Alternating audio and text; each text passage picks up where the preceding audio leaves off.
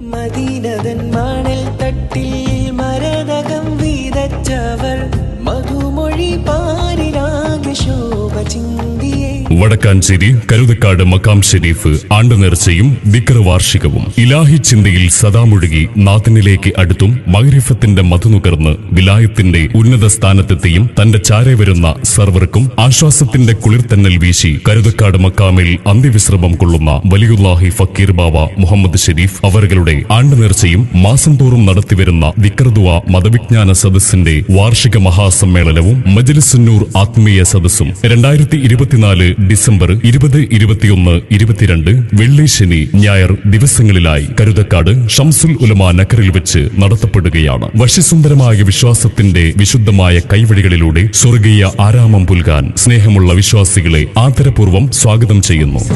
മന്ദിരമായ മദീനത്തുള്ളൊരു മഞ്ചരിയോ ചന്ദനഗന്ധമിലംബവനീകിയ അന്ത്യപ്രവാചകനോ ആരാണിൻ കനവിൽ വന്ന് പുഞ്ചിരി തൂകിയത് തൂവെള്ള ലിബാസാണവരുടെ വദനം പാലഴക്.